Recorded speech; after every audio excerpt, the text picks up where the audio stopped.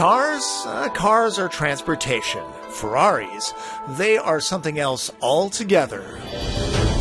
Art, music, velocity,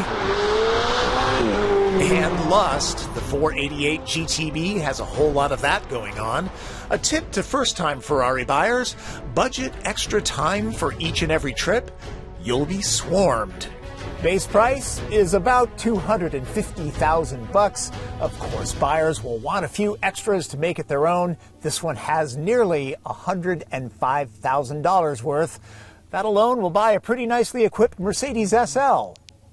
The whole car. Over half the extra cost comes from a blizzard of carbon fiber pieces, so those who don't care for the look will save serious dough. At some $12,500, the special red paint is practically a necessity, though. Hey, it's a Ferrari. Every time the hood is popped, owners can reminisce about the moment they chose, say, the titanium exhaust pipes. Oh, and that trunk? It's not very large. Anybody need any TP? Anyone? Only used by a Ferrari. No one orders a car from Maranello for practicality. Ferrari claims a 0 to 60 time of under 3 seconds. Let's give it a go, shall we? Oh, yes. I believe. Oh my goodness, that's fast. That's too fast. Top speed is 205 miles an hour. Saturn V rocket velocity shouldn't surprise anyone with this riding on the front flanks. Aluminum for the chassis and body panels keeps weight down. Like all things served under glass, the V8 is something special. The 3.9 liters twin turbos rouse 661 stallions and 561 pound-feet of torque. Maybe it's juvenile, but you'd rev it too. The back tires deliver that power to the pavement. Drive modes? Of course there are drive modes. A 7-speed dual-clutch automatic with a manual mode is the only gearbox. It is brilliant. The Tesla Model S also accelerates very quickly, but does not have the sound. Why would you listen to the audio system?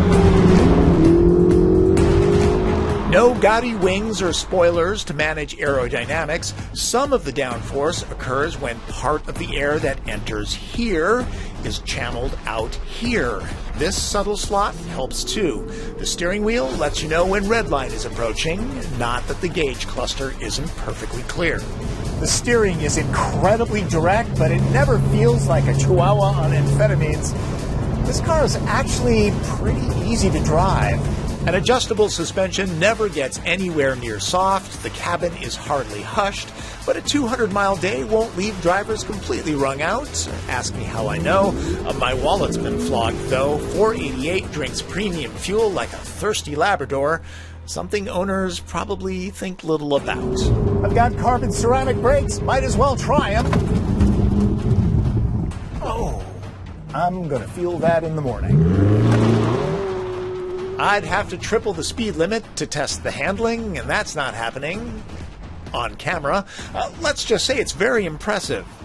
Also impressive is the craftsmanship in the cabin. The leatherwork is as good as it gets without walking into a Prada store. It might be possible to get a small bag of golf clubs back here. At nearly 11 grand, the Gold Rake racing seats can be ordered by size. Bordering on hard, they remain supportive, and there are child seat latches. Lucky kid. I'm trying to find things to grouse about. The doors don't open exceptionally wide. At least you won't be giving anybody door dings. There's a Navi system, but it's not much fun to program using this small knob. Visibility is actually pretty good, except for out the back. And this does not have a backup camera. It makes me nervous. No sunroof option either, but there's always the retractable roof Spider version for those who want to see and be seen. Publicity hounds and art collectors alike will find this Ferrari's lofty price tag a bargain. It attracts ears and eyeballs like no other car. If you have the means, I highly recommend picking one up.